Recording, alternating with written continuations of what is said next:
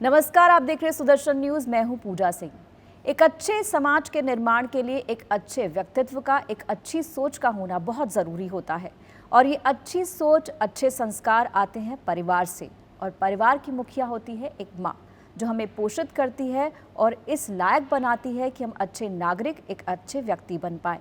और इसी सोच को आगे बढ़ा रही है विश्व मांगल्य सभा। और हमारे साथ आज हैं विश्व मांगल्य सभा की अखिल भारतीय प्रमुख डॉक्टर वैशाली गोविंदराव जोशी जी। बहुत बहुत स्वागत है आपका। सबसे पहले मैं जानना चाहूँगी, अखिल भारतीय जो हमारी ये सभा है, जिस तरीके से हम बात कर रहे हैं, इसके पीछे औचित्य क्या है, उद्देश्य क्या है? विश्व मांगल्य सभा का उद्देश्य क्या है?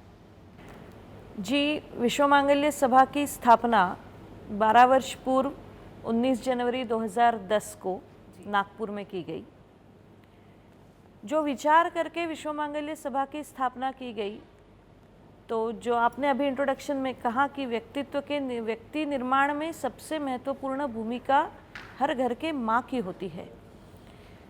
उस भूमिका को, उस माँ की अभिव्यक्ति को और साकार हम कैसे कर सकते हैं, उसके विचार, उसका व्यक्तित्व, उसकी मानसिकता, उसका सामर्थ्य हम कैसे विकसित कर सकते हैं, यही मूलतः विचार लेकर विश्व मांगल्य सभा की स्थापना की गई।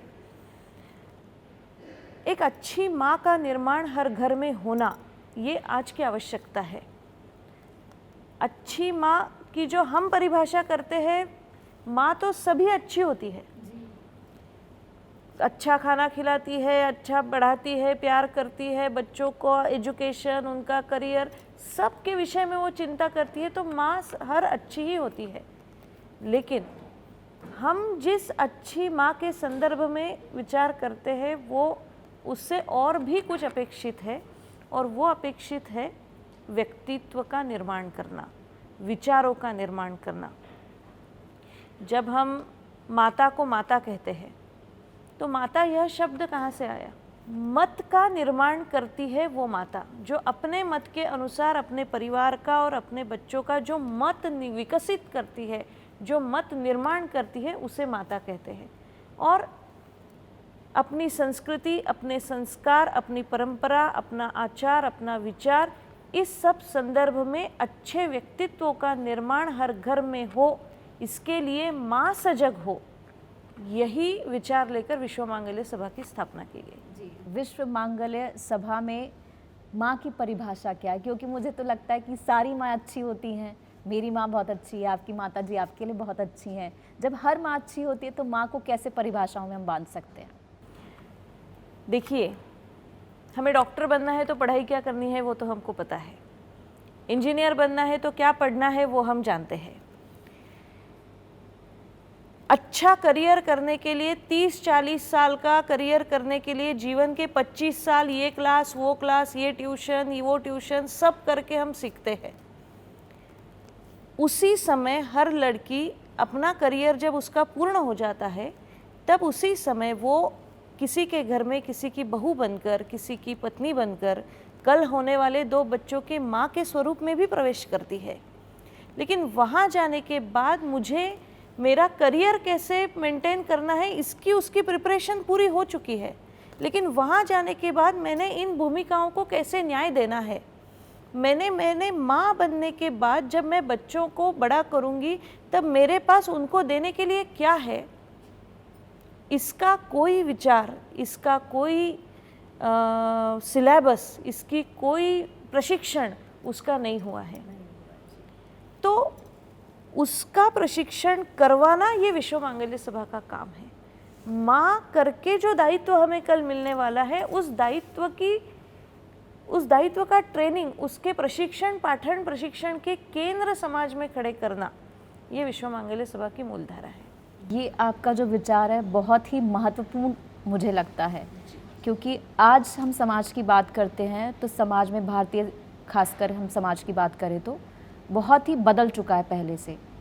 तो आज इस भाव की, इस कदम की बहुत आवश्यकता है। लेकिन आपको कैसे लगता है कि इसकी अब ज़्यादा आवश्यकता है, अब ये चीज़ समझानी पड़ रही है? देखिए, हमने हमारे घरों को याद करना चाहिए। हमें घर कैसे पता चला? हमारे माँ बाप ने हमें वो सिखाया कि ये परिवार है, ये माँ है, ये पिता है, ये चाचा है, वो चाची है, वो नानी है, वो दादी है। हम देखकर वो सीखे हैं, इसलिए हम परिवार को समझते हैं, उन वहाँ की संवेदनाओं को समझते हैं, क्योंकि हम बड़े ही उस वातावरण में हुए हैं। आज अगर विभक्त परिवार वो वातावरण ना दे सके तो परिवार संकल्पना यह विषय बहुत कठिन हो जाएगा, वो आगे नहीं जा पाएगा, अपनी परिवार संस्था खतरे में आ जाएगी। इसीलिए जिस आधार पर, जिन संस्कार और परंपराओं के आधार पर हमारा घर पिछले 100 साल से टिका है, उन्हीं संस्कार परंपराओं के संरक्षण की व्यवस्था अगले 1000 साल की हमारे घर में हमने करनी चाहिए। इसकी प्रिपरेशन करना माने विश्व मांगल्य सभा का काम। जी, तो आप इस दिशा में कैसे कार्य कर रहे हैं अब तक? मतलब विश्व मांगल्य सभा ने क्या क्या कार्य किए हैं इस दिशा में? विश्व मांगल्य सभा एक राष्ट्रीय जनसंगठन के स्वरूप में काम करता है। भारत की आदि शक्ति भी माँ है और भारत की आधी शक्ति भी माँ है। और आधी शक्ति माँ है जो बाकी की आधी शक्ति को पूर्ण करती है, तो बाकी की आधी शक्ति को निर्माण करने वाली भी माँ है। तो भारत की 65 करोड़ महिलाएं माता है, चाहे वो कलेक्टर हो, चाहे वो एंटरप्रेन्योर्स हो, चाहे वो कुछ भी हो, उसका कोई भी अपना लौकिक करियर हो। जब 5 बजे 6 बजे अपने घर आती है तब वो किसी की माँ है, तो उसकी एक अभिव्यक्ति बहुत समान है। तो 65 करोड़ महिलाओं को इस विचार से जोड़ना ये विश्व मांगल्य सभा का काम है। इसलिए हम राष्ट्रीय जनसंगठन के स्वरूप में काम करते हैं। हर प्रांत में हम संयोजिका नियुक्त करते हैं। प्रांत स्तर की अपनी एक टोली रहती है, कार्यकारिणी होती है। प्रांत स्तर, नगर स्तर, जिला स्तर, विभाग स्तर और अखिल भारतीय स्तर, ऐसी पूरी संगठनात्मक इसकी रचना है। और जो कार्य पद्धति हमने विकसित की है, जैसे महिलाएं मासिक एकत्रीकरण की हमारी कार्य पद्धति है। हर एरिया वाइज, हर वार्ड वाइज महीने में 1.5 घंटे के लिए महिलाओं को एकत्रित करना और अच्छे विचारों पर, अच्छे संस्कारों पर उनकी चर्चा लेना, उनको विचार करने पर बाध्य करना, उनके सामने कोई अच्छा मार्गदर्शन रखना, उसे हम सदाचार सभा कहते हैं। तो ये सदाचार सभा हर एरिया में विकसित करना और वहाँ पे वो चलाना, इस माध्यम से हम पूरे भारत में एक रचना का निर्माण कर रहे हैं जो राष्ट्रीय जनसंगठन का स्वरूप ले रही है। जी, ये आजकल के समाज की बात करें तो एक बहुत बड़ी चुनौती है कि उन महिलाओं के लिए जो बाहर भी काम करती हैं और उनको घर में भी उसे बैलेंस करना है। बाहर ऑफिस में तो अच्छा काम करना है, लेकिन घर में भी जो है एक अच्छी माँ बनना है, अच्छी पत्नी बनना है। तो ये कैसे बैलेंस किया जाए? ये अपने आप में बहुत बड़ा चैलेंज है, क्योंकि टाइम को मैनेज करना, क्योंकि मतलब एक दिन में सिर्फ 24 घंटे होते हैं, उस 24 घंटे के अंदर हर तरफ अच्छा और एग्जाम्पल बनकर आना कितना बड़ा चैलेंज आप देखती हैं? बिल्कुल सही प्रश्न पूछा आपने। देखिए, ऐसा है 25वां तो घंटा हमें मिलता नहीं है, तो जो भी करना है वो 24 घंटे में ही करना है। और मुझे कभी कभी ये प्रश्न बहुत सताता है, मैं सोचने पर बाध्य हो जाती हूँ कि जो माताएं घर में होती है, जो गृहिणियाँ हैं, जो कहीं काम नहीं करती, क्या सही में वो पूरा समय अपने बच्चों के साथ होती है क्या? जो बाहर काम करती है उनकी बात हम समझ सकते हैं कि उनका एक फिक्स टाइम है बाहर रहने का, लेकिन जो घर में ही 24 घंटा है, क्या वो 24 घंटा भी वो सही में घर में होती है? तो it's not a matter of quantity of time, quality of time, it's a quality of time. जितना समय आप अपने बच्चों के साथ है, जितना समय आप अपने परिवारों के सदस्यों के साथ है, वो आपका क्वालिटी टाइम कैसे हो सकता है, इस पर आप विचार करें। क्वांटिटी ऑफ टाइम ये मटेरियल इतना महत्वपूर्ण नहीं है। क्वालिटी ऑफ टाइम, उसको उपयोग में कैसे लाना, मैंने उतने समय में मेरे बच्चे को क्या देना चाहिए, मैंने क्या विचार देना चाहिए, मैंने उससे क्या बात करनी है, मुझे उसमें कौन से व्यक्तित्व का कल्ट निर्माण करना है, इसका अगर चिंतन हर माँ करे तो बहुत अच्छे व्यक्तित्व अपने घरों से ही निर्माण हो सकते हैं। देखिए, ऐसा है, कल अगर राष्ट्र को राष्ट्र पुरुषों की आवश्यकता पड़ेगी तो राष्ट्र कहाँ देखेगा? आपके और हमारे घरों की तरफ देखेगा। हम हमारे घरों से ही राष्ट्र पुरुष इस देश को देंगे। कल अगर धर्म को धर्म पुरुषों की आवश्यकता पड़ेगी तो धर्म कहाँ देखेगा? आपके और हमारे घरों की तरफ देखेगा। हम धर्म पुरुष समाज को देंगे, लेकिन उनके निर्माण में माँ की भूमिका बहुत बड़ी है। अगर माँ को अनुसंधान राष्ट्र का है, अगर माँ को अनुसंधान धर्म का है, अगर माँ को अनुसंधान संस्कार संस्कृति का है, तो ही वो बच्चों में आ सकता है। इसलिए उसके इस भूमिका को और निखारना ये विश्व मांगल्य सभा करना चाहती है। जी, ये भी जानना चाहूँगी कि हमने यहाँ पर बात की जो महिलाएं बाहर रहती हैं उन पर किस तरीके से प्रेशर रहता है सब जगह मैनेज करने का, लेकिन एक तबका ऐसा भी है जिनके ऊपर वो रहती घर में है लेकिन उनके ऊपर सामाजिक दायित्व भी बहुत होता है। जैसे हम ब्यूरोक्रेट्स की बात करें, चाहे हम अपने देश के जितने भी राजनेता हैं, जो पदासीन हैं, MP MLAs हैं, उनकी पत्नियों की बात करते हैं तो उनके ऊपर एक अलग प्रेशर होता है। घर भी देखना है और जो सामाजिक प्रतिष्ठा है या समाज के प्रति जो दायित्व हैं उनको भी देखना है। उसे कैसे देखती हैं आप? इसी विषय में हमने एक प्रयोग किया है। विश्व मांगल्य सभा ने एक लोक प्रतिनिधि संपर्क विभाग करके एक अलग से एक विभाग विश्व मांगल्य सभा का हमने तैयार किया है, जिसमें जितने भी इलेक्टेड मेंबर्स हैं, लोक प्रतिनिधि जितने हैं, MPs, MLAs, जिला परिषद, पंचायत समिति, ग्राम पंचायत, जितने हैं इलेक्टोरेट मेंबर्स, ये तकरीबन 35 लाख की ये संख्या रहेगी पूरे देश में तकरीबन। तो उनके परिवार, उनकी जो पत्नियां हैं, वहाँ उनके घर में जो माँ है, हर चाहे वो किसी भी पार्टी का सदस्य हो, हर घर में उसके भी घर में माँ है जी।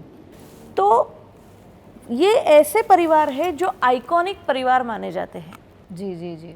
हम तो 2 आंखों से देखते हैं समाज को, लेकिन इनकी तरफ समाज 1000 आंखों से देखता है। ये बहुत बड़ी बात कही आपने। जी जी, उनके ऊपर एक बहुत बड़ा दायित्व हो, बहुत बड़ा दायित्व है। भगवत गीता में एक बहुत अच्छा श्लोक है, यद्यदाचरति श्रेष्ठस्तत्तदेवेतरो जनः स यत् प्रमाणं कुरुते लोकस्तदनुवर्तते।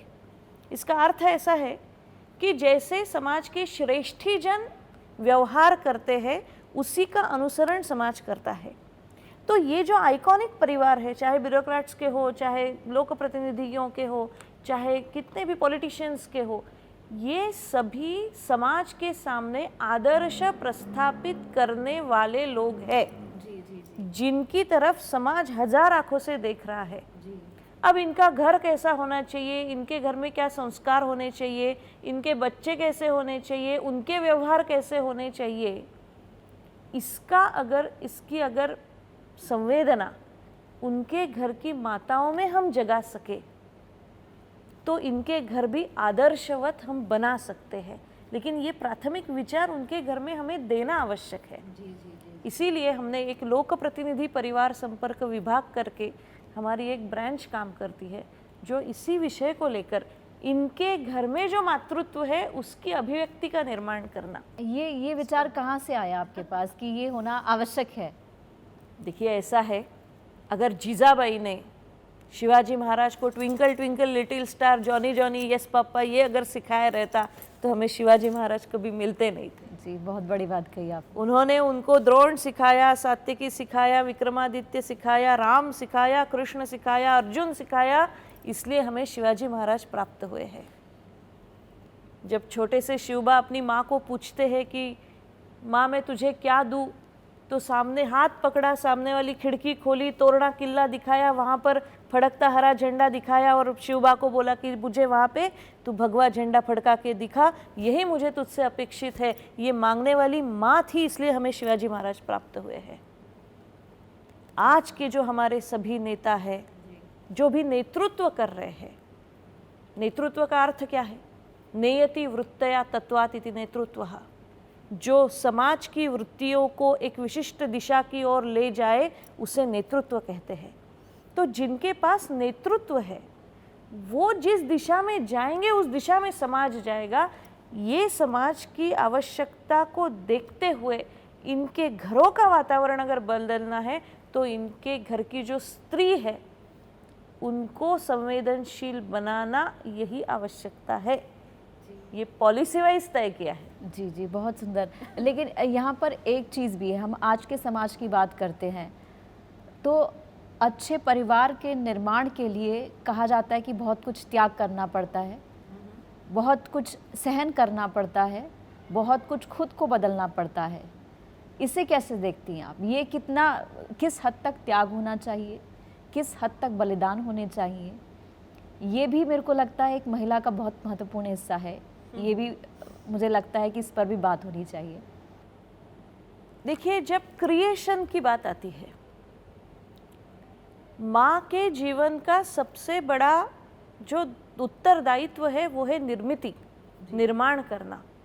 जो निर्माण किया उसका संगोपन करना, और जो संगोपित किया उसका कल्याण करना, यही माँ के जीवन का अंतिम उद्देश्य हो सकता है। उसी में उसके मातृत्व की यशस्विता निर्भर होती है। चाहे वो कलेक्टर है, वो वहाँ यशस्वी है, लेकिन जब वो माँ इस भूमिका में है तो उसका मातृत्व भी यशस्वी होना चाहिए। उसकी यशस्विता की जो परिभाषाएं है वो उसके बच्चों के संस्कार से संस्कार से दी जाती है। अगर एक माँ ऐसा बेटा निर्माण करती है जो देश के भी काम आए, जो समाज के भी काम आए, जो पड़ोसियों के भी काम आए, जो परिवार के भी काम आए, ऐसा बेटा निर्माण करना, ऐसा नागरिक देश का निर्माण करना, इसमें उस मातृत्व की यशस्विता निर्भर है। तो बलिदान जब उत्तम यश के लिए करना पड़ता है, उत्तम उद्देश्य के लिए करना पड़ता है, तो उसका दुख नहीं होता है, उसका गर्व होता है। जी जी जी। और स्वाभिमान को कैसे देखती हैं आप? मैंने पहले ही शब्द में कहा कि माँ आदि शक्ति है और आधी शक्ति भी है देश की, तो उसके स्वाभिमान की कहीं बलि चढ़नी ही नहीं चाहिए। हम हमेशा एक परिभाषा करते हैं कि पत्नी को पत्नी क्यों कहते हैं? जो अपने परिवार का और अपने घर का जो पतन नहीं होने देती, उसे पत्नी कहा गया है। बहुत सुंदर परिभाषा है ये, मैं और पहली बार सुन रही हूँ इतनी सुंदर परिभाषा। उससे भी महत्वपूर्ण परिभाषा मैं पति की आपको बताती हूँ। जी। पति को पति क्यों कहते हैं? जो अपने परिवार की और जो अपनी पत्नी की पत राखता है उसे पति कहते हैं। जो उसे सम्मान देता है, जो हमारे शास्त्र कहते हैं, शास्त्रों में एक श्लोक आता है, भोज्येषु माता, कार्येषु मंत्री, शयनेषु रंभा, ज्ञानेषु गुरुः। ये एक माँ का चरित्र का कथन किया गया है। इसमें ये श्लोक का अर्थ ऐसा है कि जब एक पत्नी घर में खाना बनाती है और सबको खाना खिलाती है, तब वो माँ है। जब वो घर के किसी व्यवहार में अपना मत प्रकट करती है, तब उसे मंत्री कहा गया है, कार्येषु मंत्री। और जब वो अपने रात में अपने पति के साथ होती है, तभी शयनेषु रंभा कहा गया है। और जब वो अपने बच्चों को सिखाती है, पढ़ाती है, तब ज्ञानेषु गुरुः, माने उसको गुरु कहा गया है। तो ये सब भूमिकाओं में एक स्त्री घर में होती है। हर समय की अपनी एक अलग भूमिका है। एक ही भूमिका में वो नहीं है, वो घर की नौकर नहीं है, वो घर की गुरु भी है, वो घर की अन्नपूर्णा भी है, वो घर की शक्ति भी है, वो घर की लक्ष्मी भी है। और यही भारतीय संस्कृति हमें सिखाती है। जी तो इसमें स्वाभिमान नहीं है, ये तो स्त्री तो घर का अभिमान होती है। जी। व्यक्तिवादी समाज हमारा हो चला है। कितनी बड़ी चुनौतियां आप देखती हैं कि इस आपके उद्देश्य के बीच में आ सकती है? क्योंकि आजकल हम अपना सोचते हैं, अपनी फ्रीडम सोचते हैं, हमें कोई कुछ कहे ना, हमारी बाउंड्रीज़ ना हो, कोई हम पर कुछ थोपे ना, कोई हमारी सीमाओं को कोई तय करने वाला कोई ना हो। इस व्यक्तिवादी समाज और सोच में किस तरीके से देखती हैं आप अपने उद्देश्य को? जैसा रहना है वैसा रहने दो, जो खाना है वैसा खाने दो, हमें कोई जिम्मेदारियां नहीं चाहिए, हमें कोई रिस्पॉन्सिबिलिटीज़ नहीं चाहिए, हम खुश हैं अपने जीवन में। इसे स्वतंत्रता नहीं कहते हैं, इसे स्वैराचार कहते हैं। और जो व्यक्तिवाद का विषय आपने किया, देखिए ऐसा है, इसका सबसे बड़ा अनुभव अगर कभी हुआ है तो अभी ये कोरोना में हुआ है। जी जी जी। पाश्चात्य सभी राष्ट्रों में, फॉरेन कंट्रीज में व्यक्तिवाद का प्रचलन है। उनकी फैमिलीज नहीं है, उनके परिवार नहीं है, तो व्यक्तिवाद में सबसे चैलेंज अगर किसी चीज़ का है तो वो है व्यक्तिगत सुरक्षा का। इसलिए अब फॉरेन कंट्रीज में परिवार नहीं है, फैमिलीज नहीं है, तो व्यक्तिगत सुरक्षा ये वहाँ के गवर्नमेंट का विषय आता है। ठीक है, यहाँ की गवर्नमेंट का विषय, व्यक्तिगत सुरक्षा ये विषय नहीं है। पर्सनल सिक्योरिटी ये गवर्नमेंट का विषय नहीं है। पर्सनल सिक्योरिटी ये भारत में फैमिली का विषय है। एक परिवार ही हर व्यक्ति को सुरक्षित करता है। वहाँ पे हर व्यक्ति को सुरक्षित करने के लिए गवर्नमेंट की पॉलिसी लगती है। सबसे ज़्यादा खर्च अगर किसी चीज़ पर फॉरेन कंट्रीज़ में होता है तो वो है व्यक्तिगत सुरक्षा में। और फिर उसमें बड़ी दिक्कत भी है, कोरोना जैसी बीमारी आ जाती है तो उनकी पर्सनल सिक्योरिटी की पॉलिसी चेंज हो जाती है। फिर वो कहते हैं कि हम बुढ़ों को दवाई पानी नहीं करेंगे, उनको हॉस्पिटलाइज नहीं करेंगे, केवल जितने यंग जनरेशन है, जो तरुण है, उनको ही हम ये करेंगे। पॉलिसी चेंज, सिक्योरिटी प्रॉब्लम में। ऐसा भारत में नहीं हुआ। मॉर्टेलिटी भारत में कम होने का एक कारण परिवार भी है। हर परिवार के सदस्य ने एक दूसरे को सुरक्षा दी है, एक दूसरे को संभाला है। मैं तो हमेशा कहती हूँ कि जैसे डॉक्टर्स कोरोना वॉरियर्स है, जैसे अपने सफाई कर्मी कोरोना वॉरियर्स है, वैसे हर घर की माँ भी कोरोना वॉरियर है।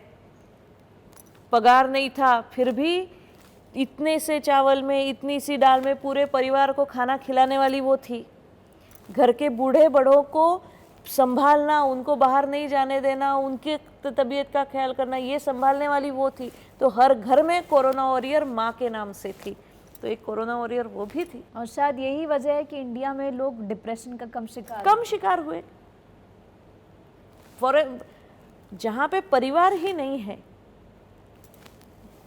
पिता का अगर देहांत हो गया तो बेटा रो रहा है, लेकिन उसकी माँ को दुख नहीं है क्योंकि उसका विवाह किसी और से हो चुका है।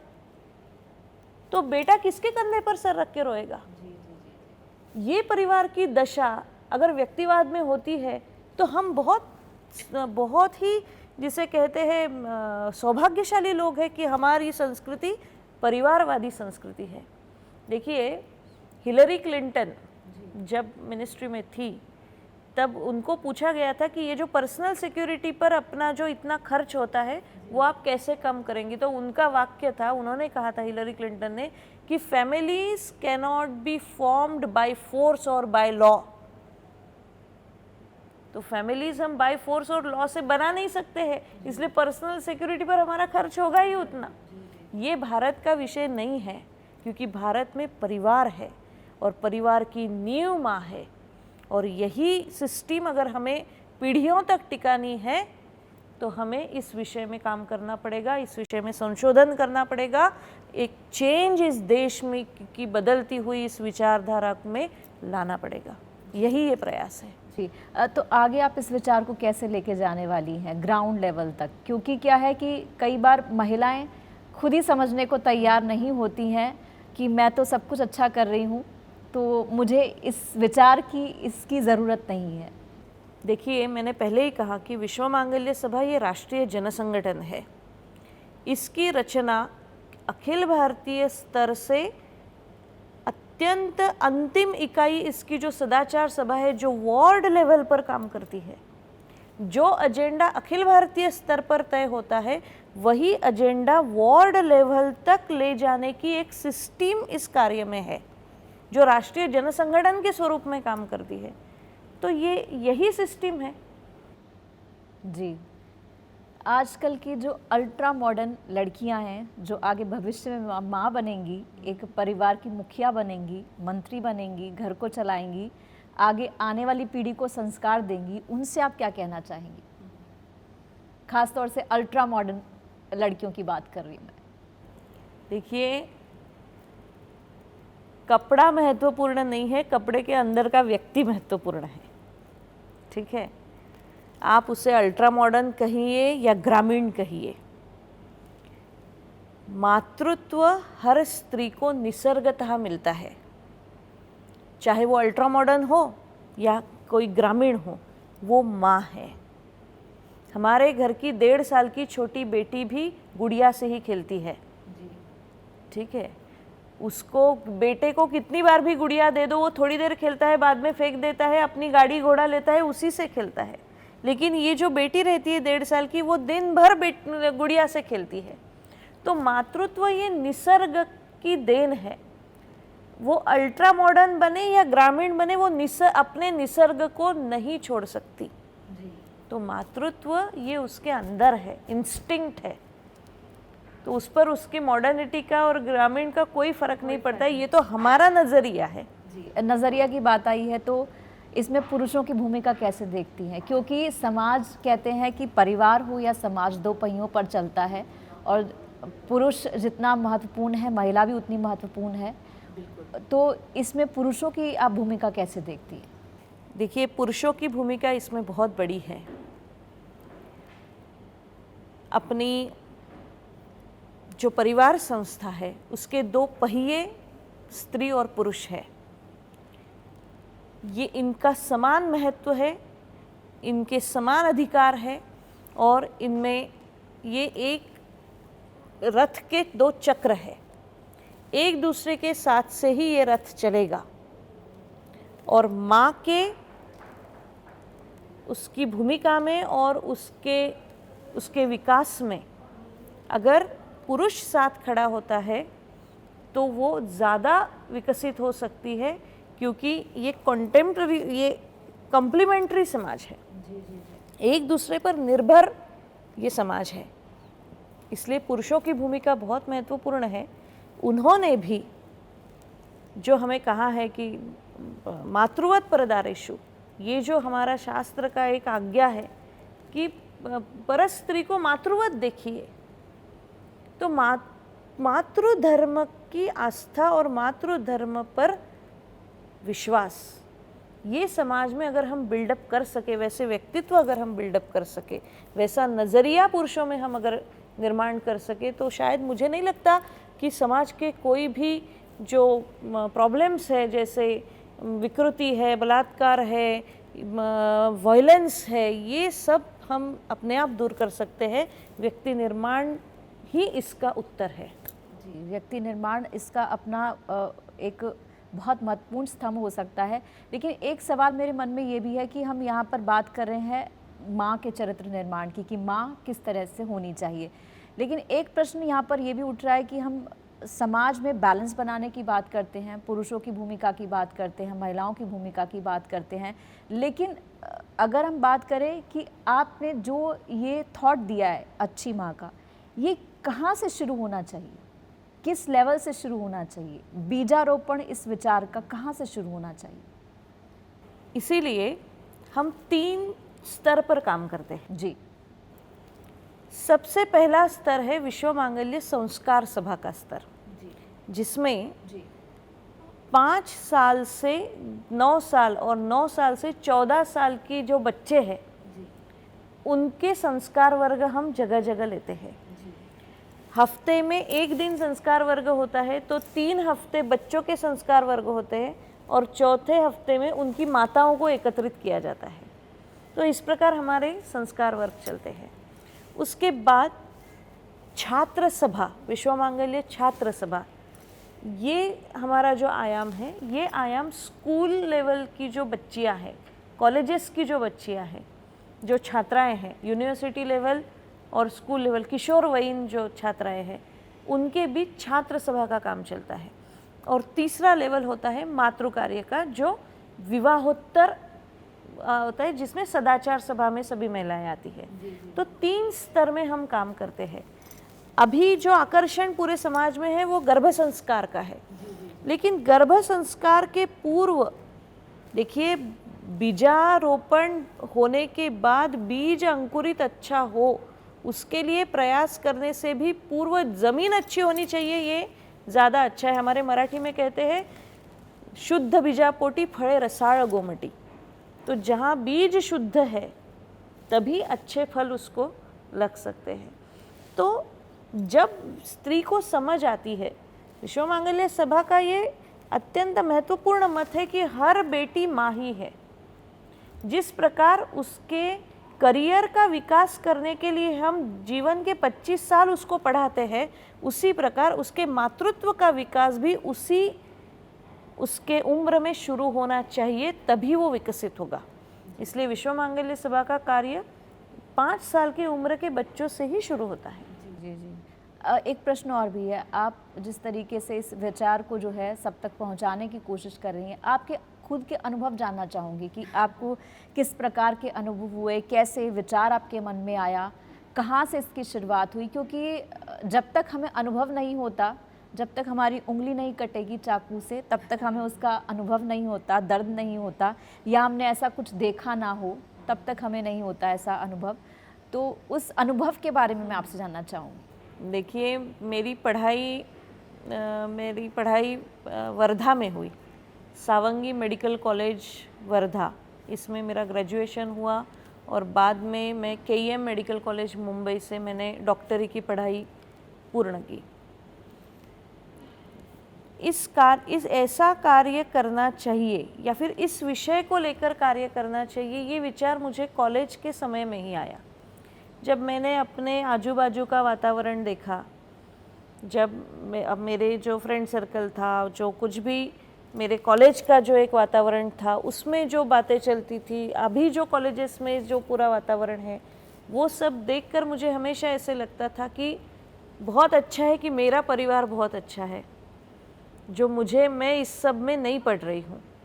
तो मुझे बहुत सिक्योर फीलिंग होता था मेरे परिवार की वजह से, और बहुत चिंता होती थी कि ये जो बच्चे हैं मेरे, जो आजू बाजू में ये सब चल रहा है, इनका क्या होगा, इनका भविष्य क्या होगा। तो इस विषय में कुछ करना चाहिए, एक ऐसा विचार, एक द्वंद्व मेरे मन में बहुत पहले से था। और जब मेरी पढ़ाई पूर्ण हुई, तब महाराष्ट्र में अमरावती करके जिला है, जिसमें एक संत है परम पूज्य जितेंद्र नाथ महाराज। तो उनकी मेरी एक बार भेंट हुई और मैंने उनसे ये मेरा प्रश्न उनके सामने रखा कि ऐसा वातावरण है, इसका उत्तर क्या है।